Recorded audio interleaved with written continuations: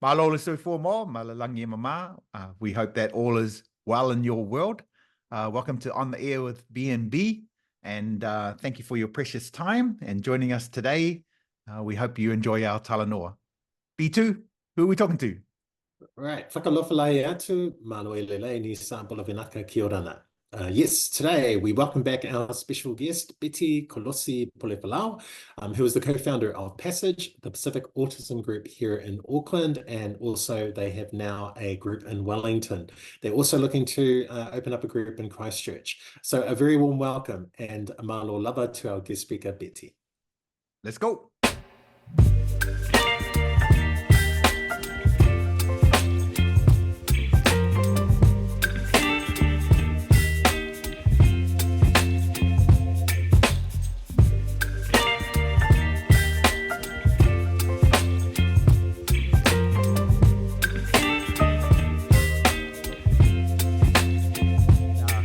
Welcome, Betty, to our vodcast. So can you please just give us a little introduction about yourself and your family, maybe your villages that you represent?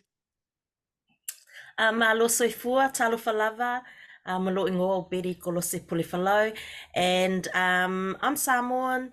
My parents are from the village of Sifanga, Whanga in Savai'i, and Whalealili in Upodu.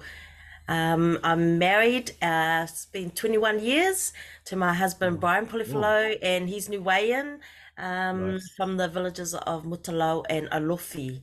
And we have 3 sons.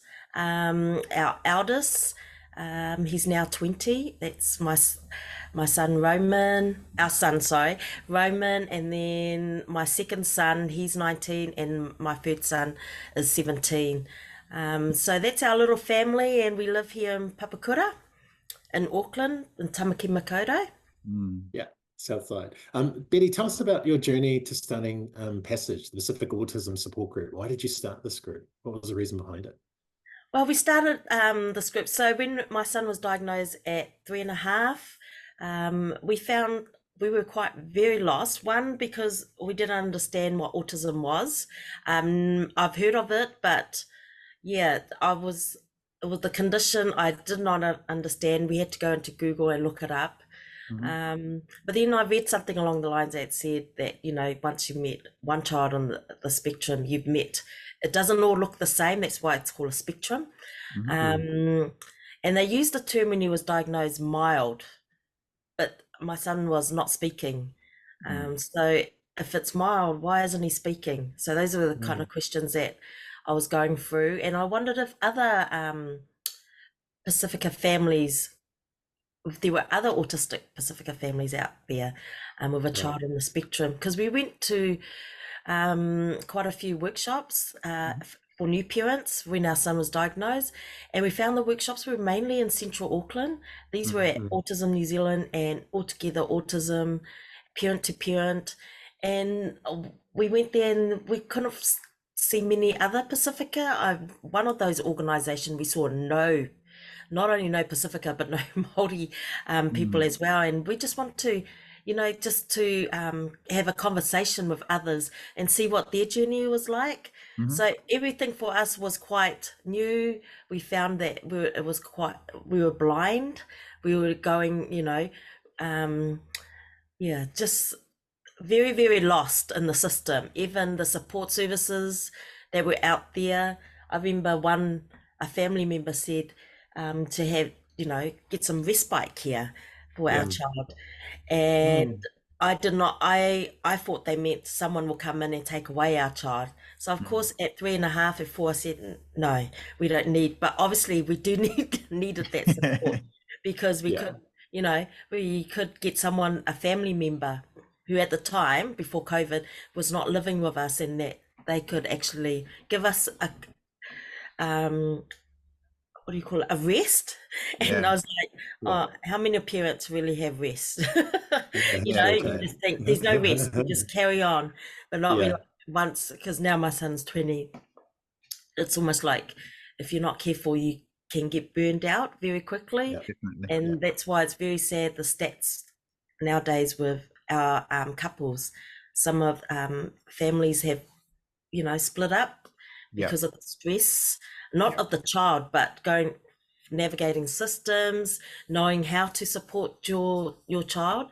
And that's when we started our Pasifika Support Group. And my mind just is quite still blown how it's grown Right. years, and just the need of our people that's still out there that really need support, really need support on how to navigate the system. It's really sad, but the issues that we had, or the challenges that we face, or the barriers that we had when our son was diagnosed, is still happening right now, this day. And actually now, because it's more families experiencing autism, the numbers have increased so much. Yeah. They say 1 in 7. Betty, you mentioned that when you first began attending those Autism New Zealand meetings, and so you really didn't see many Pacific and Māori families.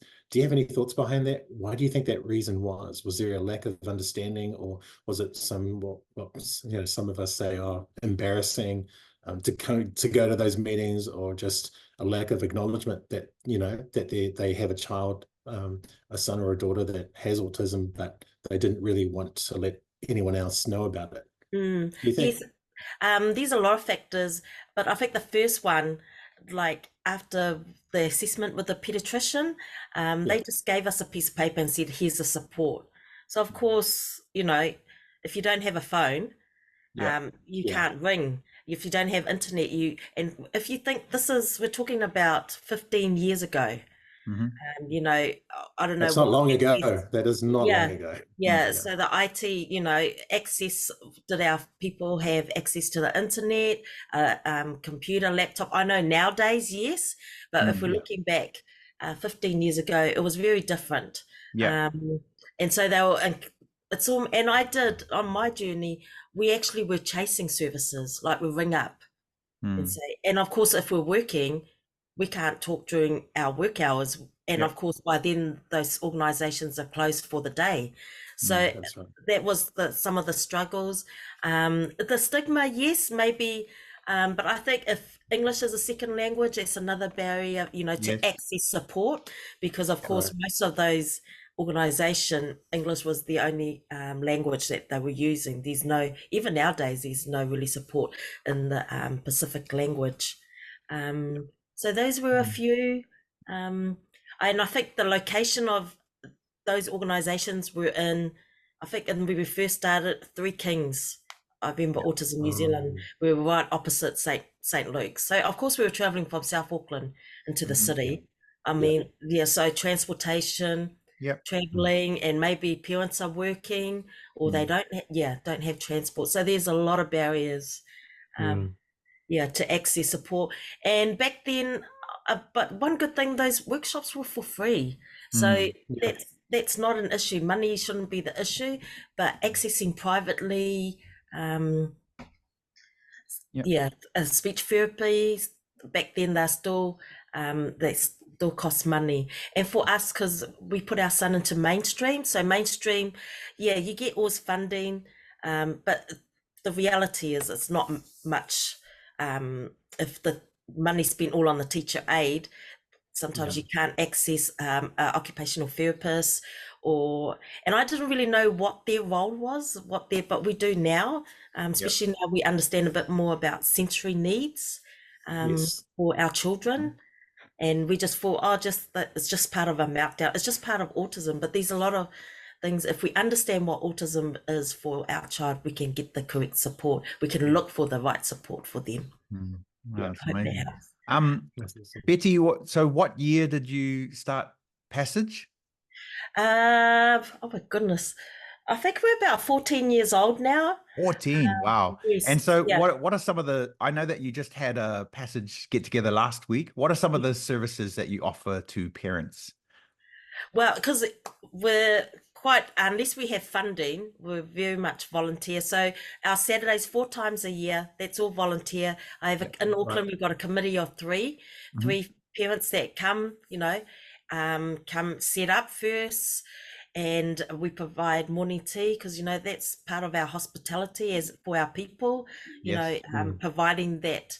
And of course, it's a place that they can parents can actually sit and talk with other parents. Mm. And we're so blessed to have Somerville School. I've had in contact in the past couple of months other special school who wants to do similar things. Great. So that's good. The venue's not the issue. It's just finding parents to help in the coordinating some of these days.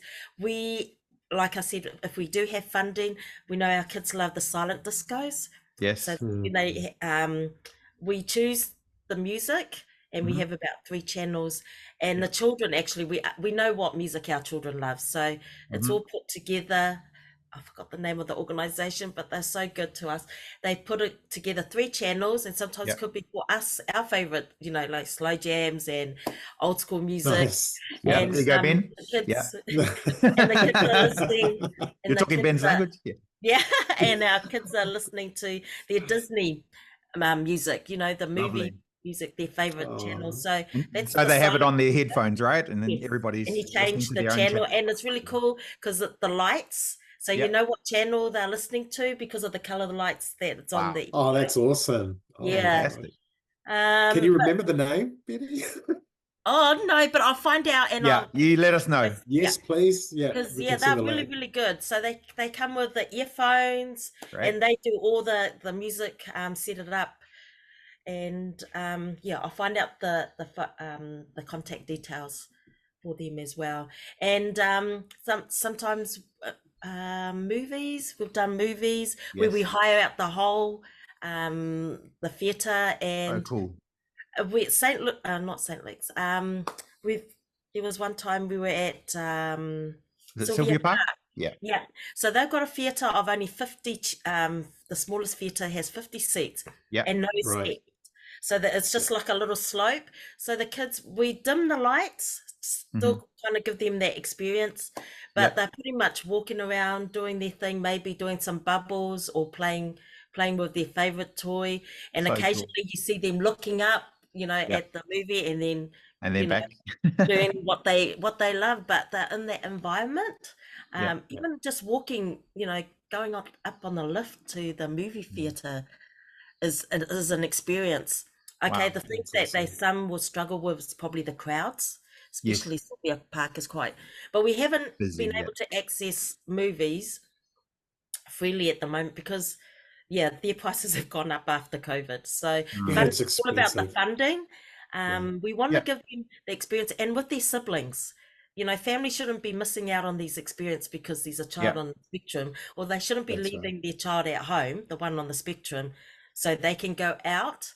Unless, depending on that child's sensory needs, it might be very overwhelming. Crowds can be very, very overwhelming. Big places. I remember when Roman was probably 5, he just felt really overwhelmed with Manukau Mall. Yes. And what we found, we just thought we'd still try it, because we didn't want to miss out for him. And we didn't want to do those, let's go home, it's not working today. And as time came, we noticed he loved the side with the movie. I don't know what it was, but he will only come through those doors. Yeah. But if he came through the front where the mall, where the eating Yeah. place Too many was, people, eh? So see, those are things I didn't realize until like now. And I remember even he will always cry when we took him to early childhood, his ECE, and it was on a corner. And I remember afterwards, Roman will cry, and he watches Dad drive off or watch us drive off in the car. Oh. And I asked him, like, I think it was last year, and I said, "Son, you never liked that ECE. What was it? Yeah.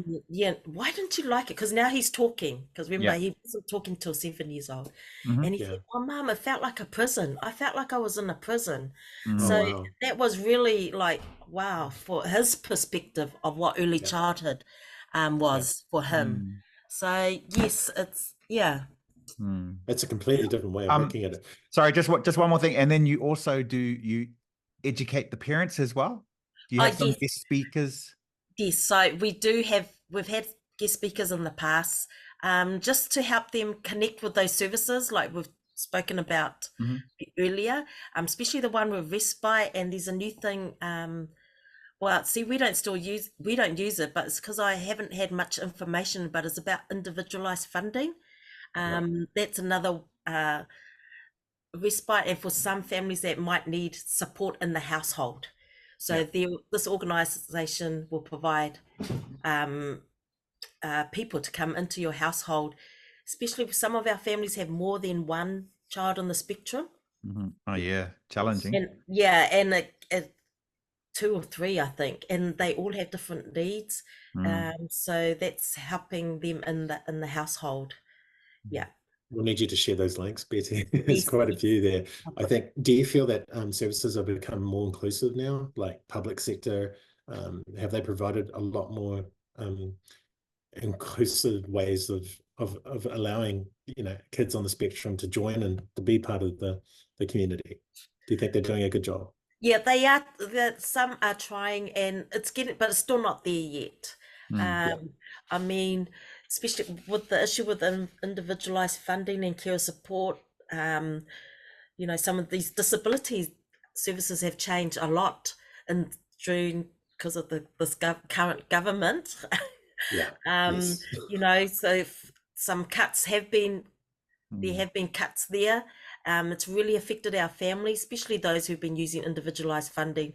They can't get support, especially because some families would like to take their child with them. So this has been inclusive, and have a care support with them, but some of the cuts are now effective. Like, for example, going on holiday. Like I said before, why should a child miss out? Or why should parents feel like they can't travel because their child is, you know, needs the extra support? So now that funding's cut, and so families can't travel with their child on the spectrum.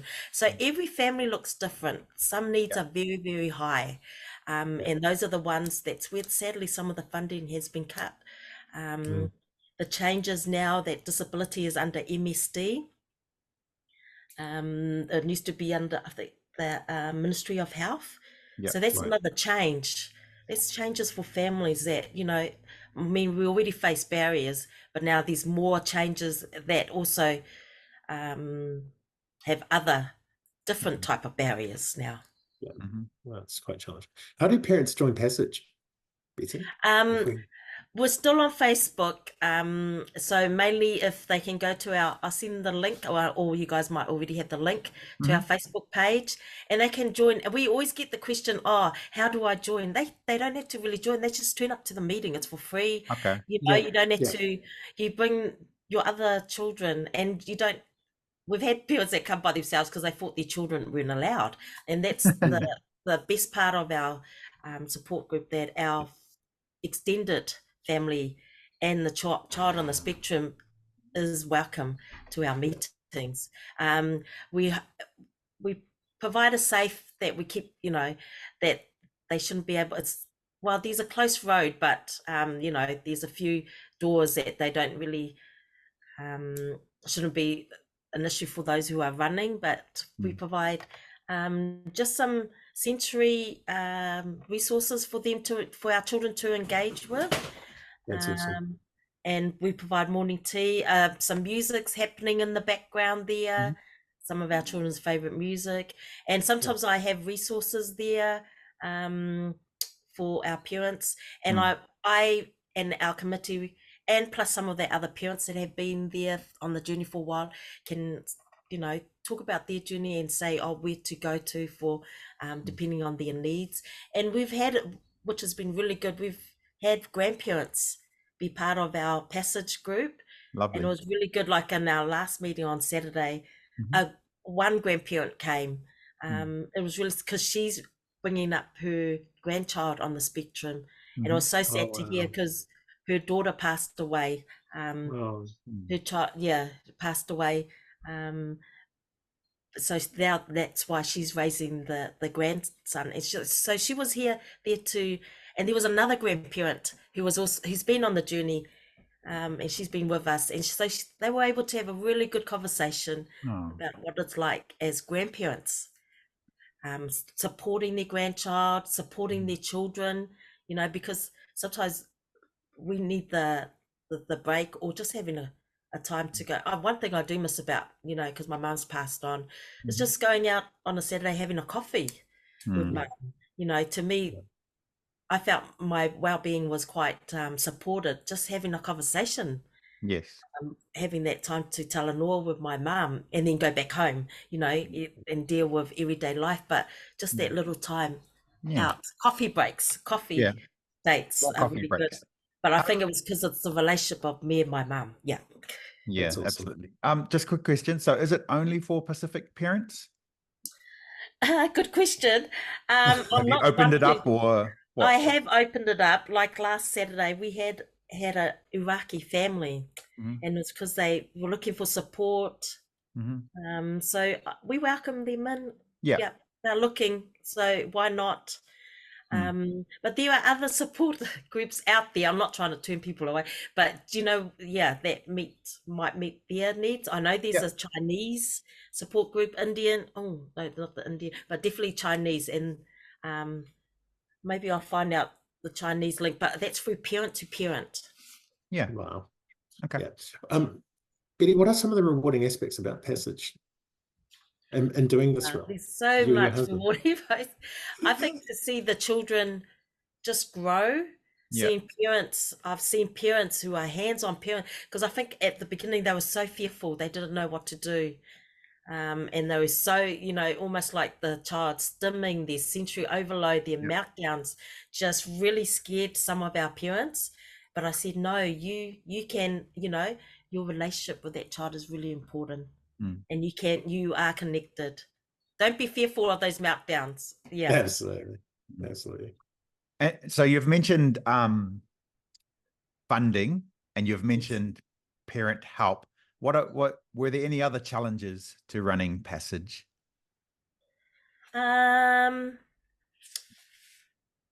I think that Are those are those the the big main ones? things. Those are the main things. I think for my family and for my son, we're now at a stage of young adult. He's a young Yeah. adult now, so finding out what works for him. Yeah. He's not employed, but I didn't leave him because he's not 21. But I didn't leave him at school because I Mm. could see, I don't want the school to be a babysitter for him. Mm. Yeah. You know what I Yeah. mean? I don't, that's not, and I don't want to put him in a day program just so he can, someone's there kind of looking. I'm at work, my husband's at work, and then we're putting him in a day program Yeah. because really he's bored. That day program doesn't suit him. So it's finding the right thing Yeah. for now. I'd like to step back and find what's good for young adults. Yeah. That's the challenge for me. And how Betty, can people help if they want to help with volunteering? Like even if they don't have children with autism, but they just want to volunteer, how can people help with volunteering or donating or anything like that?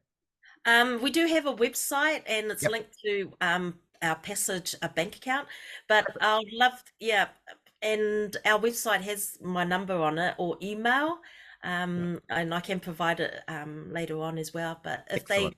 we'll love, any support we'll love to have, and it's good. We've got some coming through now, but we really would love some, and just to note that it is volunteer. Yeah. yes, yeah. You know, We're an NGO. Of course. Yeah, we're an NGO. Yeah, and that's another step to go. Betty, Betty, Roman's been through the system, through the school system. You've seen it all. I think the last time he was there, what do you think are some of the needs for our children with autism in the school system? What do you think? What needs to be addressed? I think for in the mainstream, just for our teachers do need the support. Right, they do need support to help our children. Like I said before, every child will look different, so you can't use the same strategies for every akonga. You really need to build a relationship first with the child before learning can happen. Yeah, absolutely. Definitely. All children. Yeah. Yes. So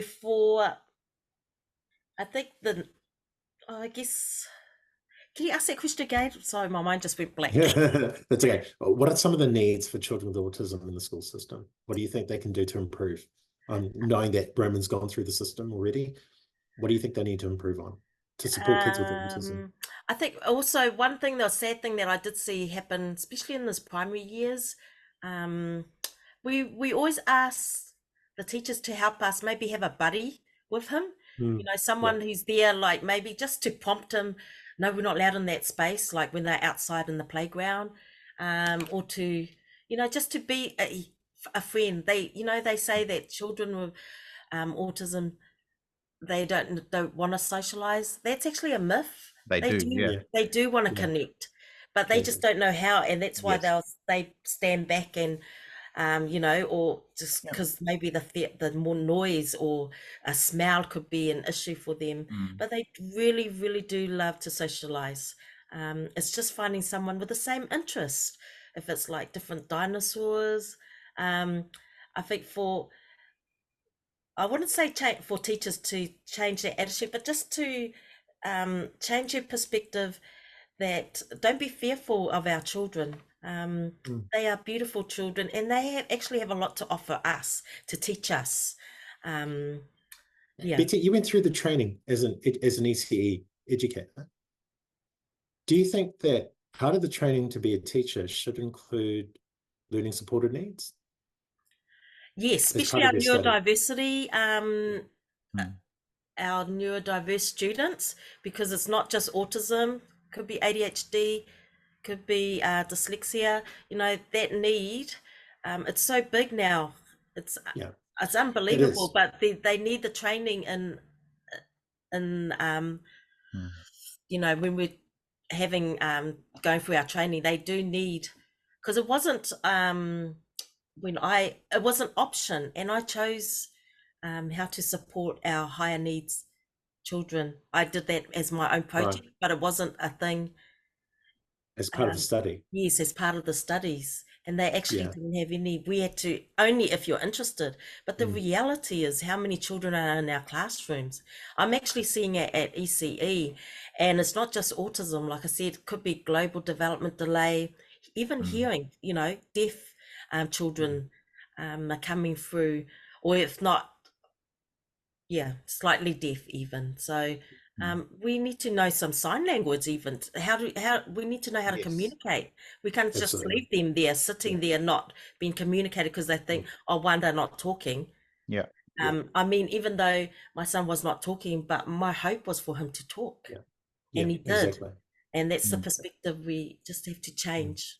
Yes. And a lot more families, a lot more kids are coming in with trauma, backgrounds of trauma. And that's another dimension in itself. I only bring that up because a lot of schools who are requesting for RTLB service have now gone through, they are asking for ASD workshops, they're asking for neurodiversity workshops, and there's a lot more referrals coming from our secondary schools and the schools that we service. So yeah, there is the need.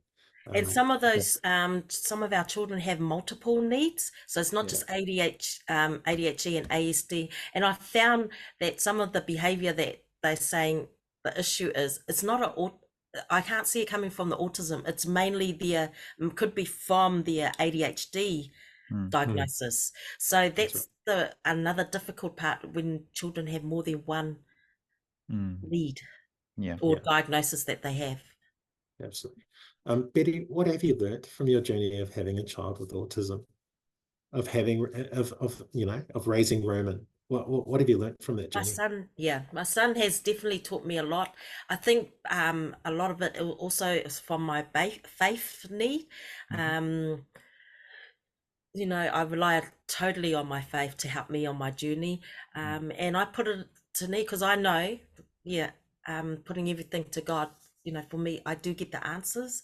My son's taught me that, you know, life is not just about going to work. There's so much that is important. Yes. And they actually help you slow down, see little things. It's the little things. Awesome. It's not about the destination, it's about the journey. And that's what he's taught not only me, but our whole family. And, you know, it's good to hear them when Roman can have a conversation with them, and then suddenly he makes something, and then people laugh or what he just said. I mean, he's independent. He's very independent and knows how to catch the bus and the train by himself. So those are the things that I can't do. I actually have to ask him, which bus do I take? You know, so because I'm totally... I wouldn't know how to catch the bus. Exactly, or how to purchase the hot. I know how, but I don't want to. Oh, yeah. Yeah, but the things that we take for granted, we just get in the car and off we go. Yes. But I think he actually helped, like for him, time. It's in time. Mm. I'm not going to rush, and that's for all my children. Mm. You That's know, great. the dreams that we have as parents doesn't mean it's their dream. Mm. That's right. And so speaking about parents, so imagine that you've just had your child and then you've discovered that your child has autism. What's some advice that you might give a parent who's just discovered that their child has autism? Yeah. So I think go back with the pediatrician that assessed you. They should be giving you some support there, whether it be, hopefully they're still not using paper, but there are support coordinators there in all the DHBs. So we've got counties Manukau, you know, the West. I know that there are ASD coordinators there first, so they should be supporting you on the journey. For us, it should be mainly if they want to come and meet and, you know, talanoa with other parents on the journey. Definitely. That's where they should become, but not where, okay, the school just said my child can only go for 2 hours, 1 or 2 hours. I mean, I'll love to support them, and let them know that they should be in school full time. I mean, That's right. and if it's only for 2 hours, how long is it going to be like that? How long, you know? But I've had families that said, oh, they see that my child can't go to school. They can only go to school for 1 or 2 hours, and so they're thinking, is this what their school life is about? So, yeah, and that's when we mentioned earlier about services come to Passage. So I don't know if I answered that, but we've had Ministry of Education, especially in special needs support. They've come in and just give a talanoa to our parents, and then parents are able to ask their questions. Some of them have used their own scenario and how to get help from there. That's quite disappointing that schools are still turning away children with autism, and some of them have more than moderate needs. I think in this day and age, you know, the big push is for inclusion in schools, and if schools are still doing that and are still making excuses, then obviously we haven't evolved yet. Schools haven't evolved yet. Schools need to change. Betty, take us way back when, before Raymond began school, knowing that he was going to start school. What did you do to prepare him? Yeah, so On day one. On day one. So like back then, our school didn't have a fence. So the school, I'm still looking at it, it's only like 200 meters from our house. It didn't have a fence. And so we're able to access the school anytime, like weekends. We'll take him around, you know. So first you have that meeting, and then they'll say they'll be in this school. So we went before, we didn't take our child. So we needed to be prepared, like, where is he going? Which part of the school playground he'll be playing in. And back then we took a lot of photos, and we created these photos and to show him this is where you'll be going. And then when we did take him in, you know, took photos of, like, where do you hang up your bag, where's the toilet. Even toilet can be overwhelming for my son. I think back then he will be able to hold it till he came home. But now that's changed, so he quickly learnt, when he was able to get used to the toilet, and then it's almost like a trust factor. So he trusted the space that he was going in, that he'll be okay. So there was a lot of preparation for him and visiting. It's I think right now, a lot of schools ask for RTLB to create social stories for neurodiverse kids, and that really does help. So that's amazing. Yes, and try and use, like, real photos, like even the uniform that he had. Take a photo of him wearing the uniform. He had visuals to waking up, brushing teeth, putting on his uniform, you know, even to make sure that he had his, you know, his undies on first. So we did those visuals for him, and it actually helped. And that's why he's quite he knows routine. Very independent. If you have a routine, it works, and he will follow routine. Even right down to uniform. And I've mentioned it in the past, where Roman, even right up to high school, he was still eating, we will make lunch. I will still make his lunch. And it was the favorite lunch. It was like ham and cheese sandwiches, a banana, and sometimes could be a muesli bar. But that was his you know, maybe 4 sandwiches, and he knew to eat the muesli bar and the fruit for morning tea. and water and for his sandwiches. So that was a routine, and he was quite very strict. And that's the thing Yeah. with autism, he doesn't like the changes. Yeah. That's right. Yeah. I wish my Routines. daughter would eat ham and cheese sandwiches. It'd be easier to make. So She's vegetarian. Okay.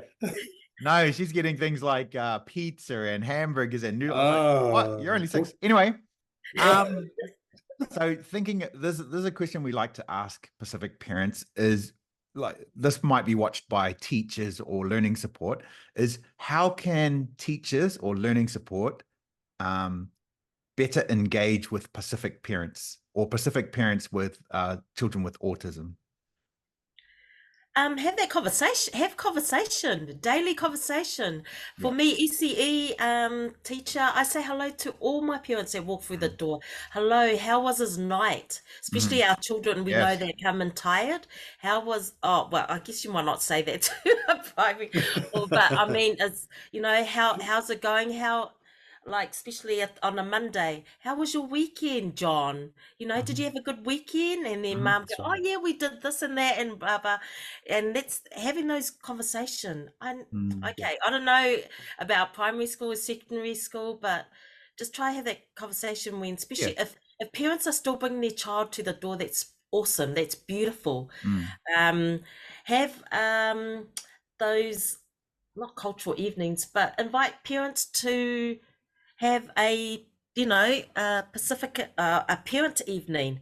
If it's especially during our cultural language weeks, might be a time, may set a day apart where you want parents to come in after school hours, and then so you can have a talanoa with them.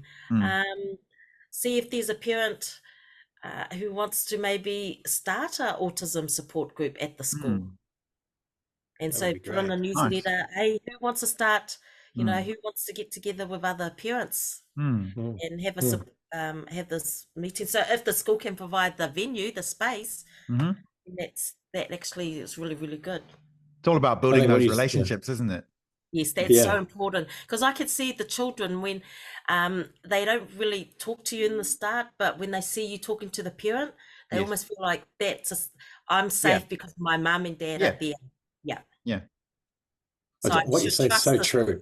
It's all about relationships. Absolutely. Yes, building those connections. Big shout out to Joel and Search, who's now the DP over at Hamilton. But he was my son's teacher. My son is on the spectrum.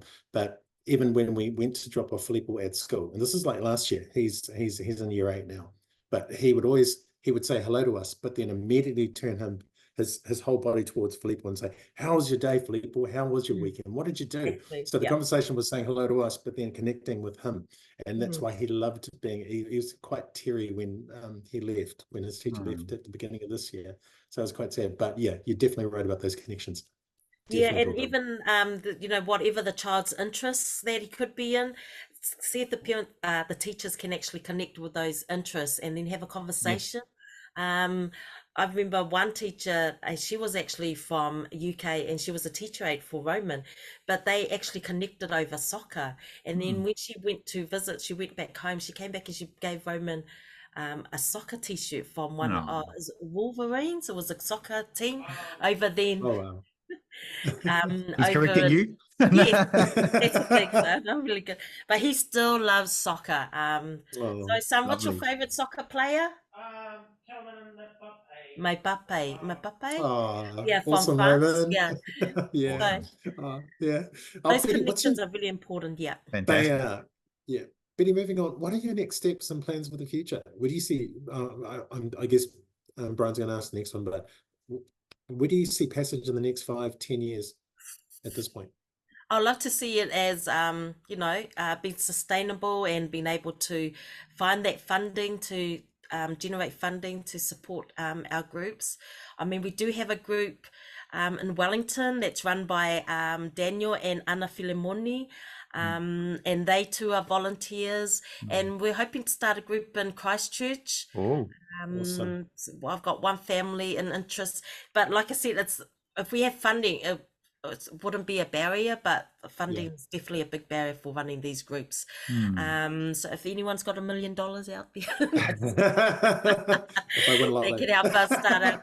The reality, we love to have a one-stop shop for our Pasifika families. Yeah. Right. Everything should be in one place instead of sending us. That's how I found, I mean, like we had a car to travel here, travel there. But the reality of our family in today's society, it's a struggle. A lot of the other things that families are struggling with is probably the rent, is probably the power bill. So sometimes the needs of the child is put very, very at the end or the bottom of the list. Yeah. It's quite sad to see that when, I'm not too sure there's uncertainty with this new government. There's a lot of changes coming to our curriculum. A lot, and it was mentioned, learning support was mentioned. And at the moment, it's currently they're thinking about learning support quite a bit, but we don't know whether that's positive or negative. Yeah. And we have to watch this space. Yes, yes. And to probably get some more of our vast Pasifika, write down a few more stories of people from some of our families' journeys. I'd love to have it translated in our Pasifika languages. Awesome. Our book, Pasifika. Do you want to tell us a little bit more about that book, Pasifika, which is a fantastic book? So it's a collection of a lot of the journeys of our families from Auckland and Wellington. And some, it's got different families, different ethnic backgrounds, just sharing what has been the struggle for them, or some of their, really, really good milestones for their families. And it looks different for every family as well. Yeah.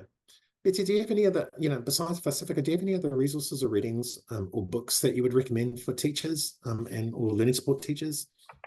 Yes, I do.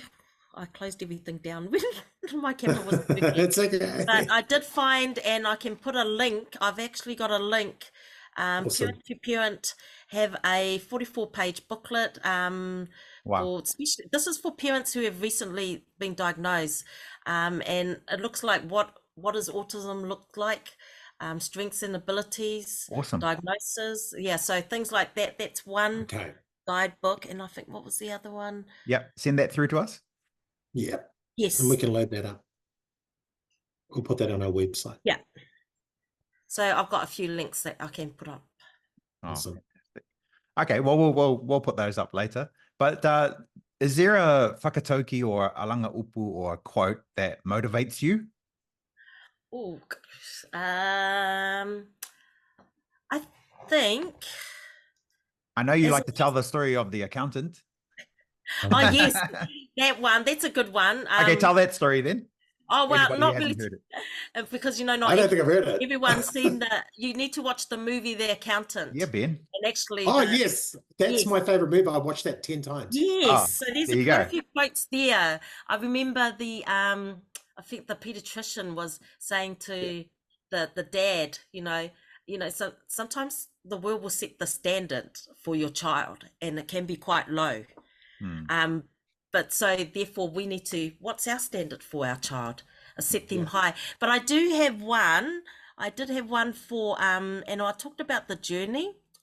So this one is for me. This is what I see every child in the ECE sector. To understand that they do not come on their own strength, but they bring with them their gifts, their talents, and strengths of their family, their tribe, and their community. So it's about the strength of that child. To always look at them, they don't come alone. They come. There's so much behind them. And we need to see, as teachers, connection and belonging is so important. Absolutely. Excellent. Yeah. Betty, who is someone that inspires you? Sorry? Who's someone that inspires you at this point? I know it sounds funny, but it's definitely God. He just brings my worship music brings me so much peace in the morning. As a teacher, when we go in, we really need to make sure that our mind's not filled with other issues. When we're ready to teach, that we're ready with the right mindset. Yeah. Absolutely. And sometimes I need that music, that worship music, to help me in the morning. I mean, my radio station is Shine. So every time I go in the morning, it's to prepare my mind. It's to get me all set and ready. Because you got to be in that positive space, eh? Yeah, the positive and all the worries, just that there's Yeah. a time to deal with it. But right now I'm Yeah. looking at these children. Yeah. I can't, you Yeah. know, the way that my tone, I need to be ready for them. Yeah. And if you're ready, and if you're ready yourself, then you're ready to meet you and greet your children. Yes, and whatever comes, it's not gonna be you know, we'll get through it. And there's days I can't believe I got through that day, but yeah. But you know, that's the mindset. Just for me, you really have to be prepared for the day. Lovely. Yeah. So, Betty, let's have a little bit of fun. So we've got a wheel of questions. Right? He's So can you changed see his the wheel? wheel. I think the questions we had previously. Okay, Yeah. so the wheel's going to spin and then a question's going to come up and then we all have to answer it. Okay. You've changed the questions, eh, bro? Don't tell anyone, Ben. Okay, here we go. So if you could travel anywhere in the world, where would you go and why? We have answered this before. Let's answer it again. Who would like to start? I'd like to go to a retreat. And I'll be specific as to whose retreat I would want to go to. I want to go to Joe Dispenza's retreat. He does these amazing sessions, meditative sessions, and you know, I've seen videos of what they do, and I thought, oh, I'd love to do it. It's actually me and my wife would like to go there and do that, but that's like somewhere in Florida, which is like, oh, okay. Yeah, You'll be fine, Ben. it's my big dream. Well, not big dream, but big dream. Betty, is there anywhere you'd like to go in the world and why? Yes, I love to, but I don't know about traveling at the moment. We're just dreaming. We're just dreaming. Yeah. Dream building. But I love to travel go to Israel. I know other people have gone, and I love to go there and just journey through the Bible and walk through those places. Yeah, Betty, our school, I think when I was teaching at St. John's, they did a pilgrimage there. And they loved it. They loved it. Yeah, it was quite fortunate. Yeah, so gotta go. You gotta go. Gotta go. Put it on the list. Yes. Well, we went and watched Disney on Ice just recently. So I'd like to go to Tokyo Disney and take Georgia while she's young and while she loves it. It's very professional too. Ben, you got to go. Konnichiwa. Konnichiwa. All right, let's do another one. Let's see if this works. I didn't really notice the logo in the middle until now. I thought it was fast forward. That's fine, Ben. We've only been doing this 8 times. All right. What's the most? Oh no. Well, should we skip? Oh, you want to do that one? What's the most interesting place you've ever visited? I think we've done that one, but I don't mind. I think the last time I said Sentosa Island in Singapore. You guys have been everywhere. Sorry, let's do it again. No, because I think for me, Niue. That's because it's more, and I've been to Niue a few times, and that's quite an interesting. Yeah, I love it though. I loved it. Is it small? Is Niue small? It's very, As very they small. say it is? it's the Rock. Yeah. It's bigger than Varo, but it's very small. Only one place has a sandy beach, and that's what I'm used to, and that was a big change for me. But my boys enjoy jumping in the deep sea with their or what. It's very different. Cool. Very different. Oh, Yeah. wow. Not a cave. Wow. Water in the caves as well. They were swimming in. Gosh. Looks beautiful. One day I'd like to go there. Okay, so Ben, I already spun, and then it said this one. What's one thing that you're really passionate about? You go first, Brian. That's one thing I really. I guess. Oh my gosh. I just really love learning. I know it sounds like a cliche, but I just love learning, and I've just been reading a lot recently, and then just the more I read, like once I get to a fact that I've learned and it's new, it's just like, wow, that's so amazing. So I'm just reading this book called Stolen Focus, and that's based around why our levels of focus have decreased over the years, and then that's really good. So I'm enjoying that. And then I've just got I've just went to a conference last week, Cultivating the Literacy Landscape, and I just bought this book. Oh, you can't see it. Ben, explicit instruction. There you go. I'll hold it next to me, by Anita Archer. And I think Anita Describe Archer is her. my new, she's probably the person who's inspiring me from last week. And then just the way that she engages students into active engagement in their learning has made me want to change the way that I teach. Even Awesome. after 25 years, I want to change the way that I teach so that I can grab those kids' attention and help them forward. So yeah, that's what I'm pretty good. passionate That's about. good. Education. Yeah. Oh, yeah, you just good reflection, Brian. Thank you, Ben. I Thank you appreciate for the it. free advertising of that book too. Betty, your turn. Well, let me read it first and then I'll advertise it. I thought you really read it. Betty, how about you? What are you passionate about? Yeah, I like the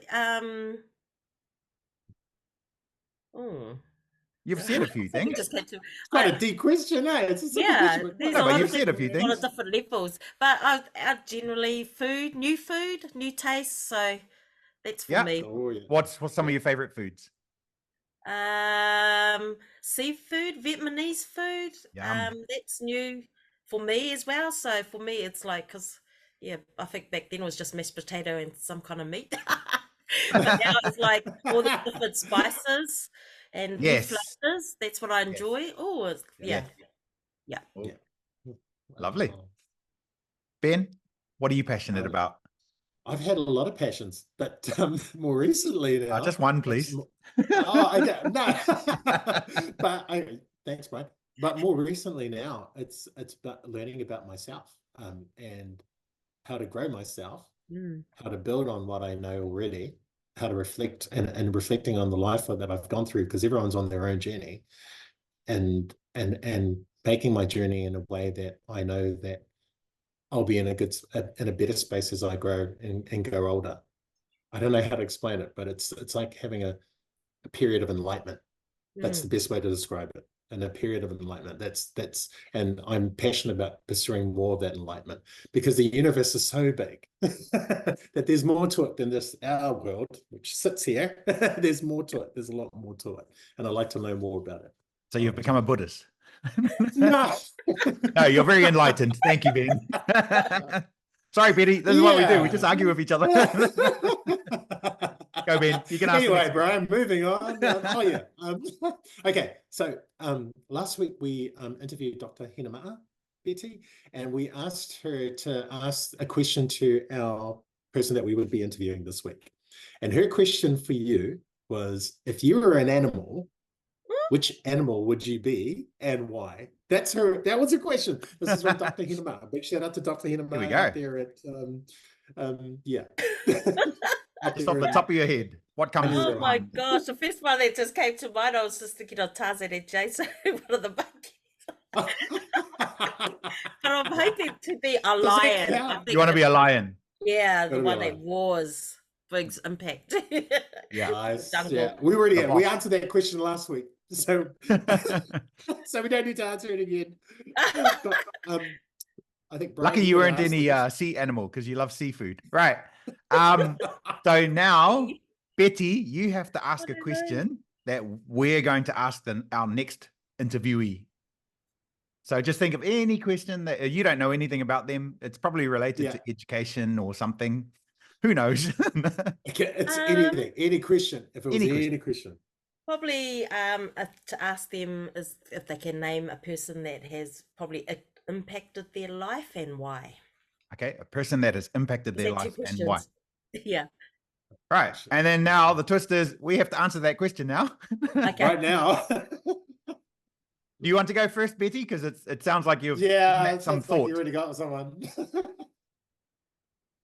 Oh, do I answer it? Yeah, we're all going to answer I it. thought it was you two. No, Okay. you did as well. Oh, I need to think about that. Okay. Whoever's ready then. Okay, a person who's impacted on my life. And why? I can go. So I know, Betty, you talked about the tragic loss of your mum. Well, I lost my mum just last year.